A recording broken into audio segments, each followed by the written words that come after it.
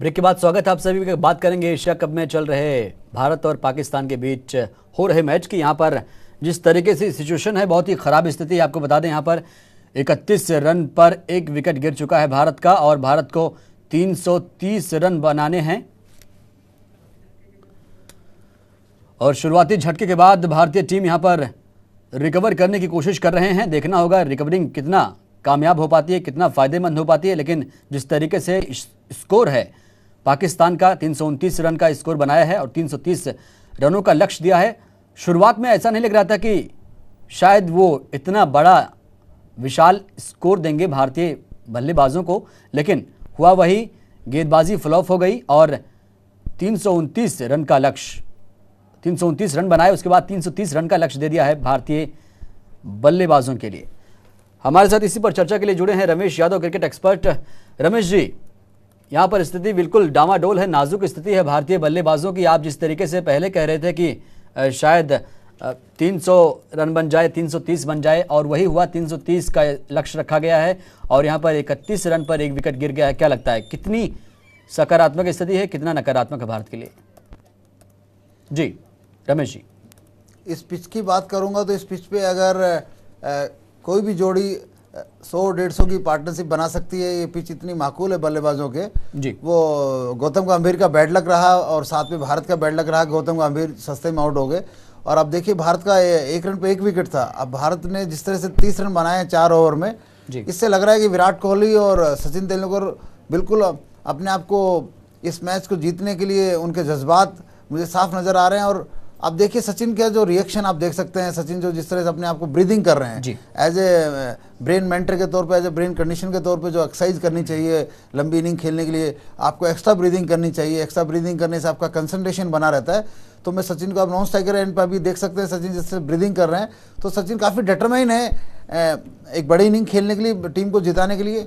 और जहाँ तक कोहली की बात करूँगा, कोहली का फेस काफ़ी मैच्योर नज़र आ रहा है, एक कॉन्फिडेंस है, काफ़ी मैच्योर नज़र आ रहा है और उनके अंदर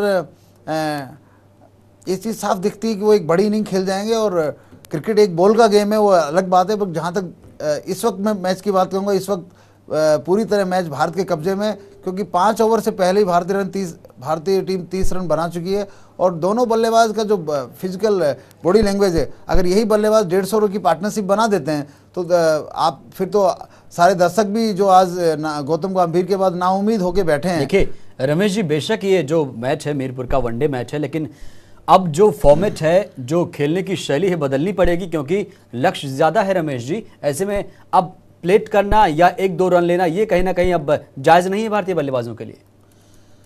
बिल्कुल मैं आपकी बात से सहमत हूँ। अभी तो अपना रन रेट हमें 6 से 7 का रन रेट मेंटेन करना पड़ेगा।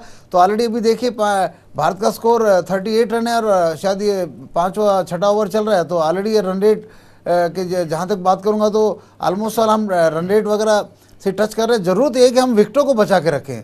हम किसी भी कारणवश रन बनाने के चक्कर में या कोई एग्रेशन के चक्कर में या कोई क्रिकेटिंग मिस्टेक के चलते हम अपना विकेट ना गंवाएं। तो विकेट अगर हम बचा लेते हैं तो रन रेट की बात करूँगा तो हमारे जो धोनी हैं या यूसुफ पठान है, वो 8 रन का रन रेट ऐसे चीज़ करेंगे जैसे 4 रन का, अगर बशर्ते विकेट पीछे बचे तो। अगर भारतीय बल्लेबाजों की रणनीति ये है रमेश जी कि हम विकेट बचाएं, लेकिन उधर रणनीति और भी खतरनाक है पाकिस्तान गेंदबाजों की। वो चाहते हैं कि विकेट जल्दी से हासिल किया जाए और मैच को ज़्यादा रनों से जीता जाए। लेकिन जिस तरीके से आज जोश देख रहे हैं हम, सचिन के खासतौर से बात करें रमेश जी, काफ़ी बेहतरीन जोश देखा जा रहा है क्योंकि हौसला वहीं से आया है। शतकों का महाशतक पूरा हो गया है, सुकून से मैच खेल रहे हैं आज। क्या सुकून की ज़रूरत है आज इस मैच में सचिन को?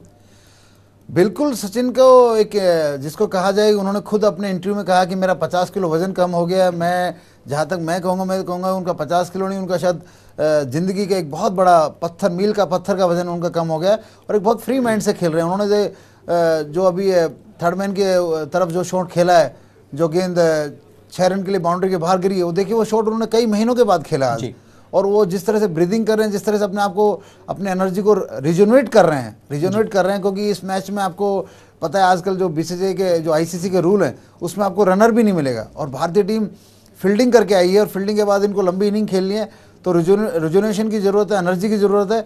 और वो दोनों बल्लेबाज अच्छा दिख रहे हैं और ये भारतीय टीम को बिल्कुल जीत की नींव रखने में दोनों बल्लेबाज निश्चित तौर पे पक्का करेंगे कि जीत की नींव ये दोनों बल्लेबाज रखते हुए आप भी देखेंगे इनको। आपने कहा रिफ्रेश हैं सचिन तेंदुलकर रमेश जी, लेकिन वाकई रिफ्रेशमेंट की ज़रूरत थी और हैं भी, वो दिख भी रहे हैं, काफ़ी खुश लग रहे हैं। लेकिन जिस तरीके से 330 रन का लक्ष्य वाकई कांटे का लक्ष्य है भारतीय बल्लेबाजों के लिए, लेकिन जिस तरीके से सचिन तेंदुलकर खेल रहे हैं क्रीज पर, वही जोश यहाँ पर विराट कोहली को भी दिखाना होगा रमेश जी। विराट कोहली को कोई जोश दिखाने की जरूरत नहीं है, विराट कोहली को तो अपना जोश रोकना पड़ेगा। विराट कोहली बहुत जोशीले इंसान है जी, और वो अपना जोश उनको रोकना पड़ेगा। और अपने जोश को रोक के अगर वो एक लंबी, सचिन को देखते एक लंबी इनिंग खेल लेते हैं, वो उनके लिए ज़्यादा जरूरी है। और सचिन तेंदुलकर को रिवर्स है, सचिन तेंदुलकर को विराट कोहली की तरफ देख के अपने अंदर यूथनेस का रिजुनेशन लगातार करना है, और वैसे ही विराट कोहली को सचिन की तरफ देखते हुए अपने अंदर एक मैच्योरिटी और अपने अंदर एक कॉन्फिडेंस और अपने अंदर एक रेस्पॉन्सिबिलिटी का संचार लगातार करते रहना है।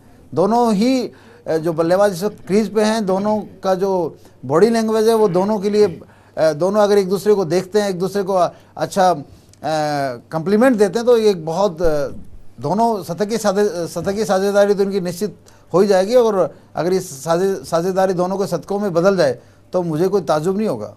एक तरफ जो लक्ष्य, वाकई जब लक्ष्य बड़ा होता है, खासतौर से रमेश जी, अगर जब लक्ष्य बड़ा होता है तो खेलने में मज़ा आता है, दर्शक भी काफ़ी, जो प्रशंसक है क्रिकेट, उनको भी मज़ा आता है, बल्लेबाजों को मज़ा आता है, और ख़ासतौर से जो गेंदबाज है उनके लिए भी थोड़ा सा चुनौती होती है कि भाई अगर इनको जल्दी से समेट दें तो ज़्यादा रन से इस मैच को जीत लेंगे, कब्जा कर लेंगे। तो कहीं ना कहीं ये जो रस्साकशी का खेल है इस मैच में देखने को मिल रहा है आपको।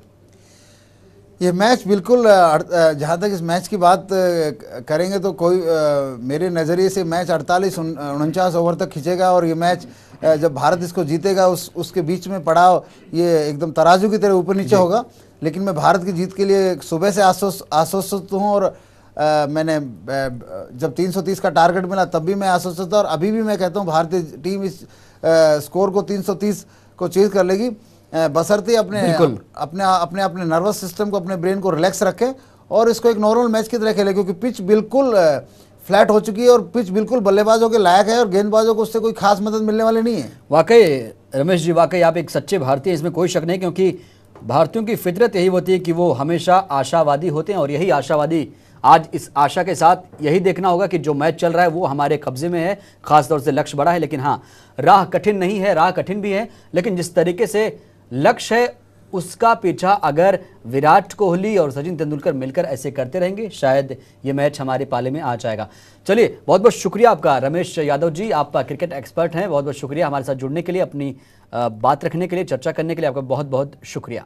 तो फिलहाल यहाँ पर 330 रन का लक्ष्य है भारतीय बल्लेबाजों के लिए, भारतीय टीम के लिए। अब देखना होगा सचिन तेंदुलकर और विराट कोहली खासतौर से इन पर दारोमदार है, क्योंकि अब जो लक्ष्य है काफ़ी बड़ा है, करीब 7 का रन रेट चाहिए यहाँ पर, तब जाकर ये लक्ष्य हासिल हो पाएगा। लेकिन देखना होगा, जो दर्शक हैं काफ़ी बहुत खुश हैं, क्योंकि मैच है भारत पाकिस्तान के बीच, जाहिर सी बात है खुशी लाजमी है इस पूरे मैच में। फिलहाल के लिए इतना ही, दीजिए इजाज़त, नमस्कार।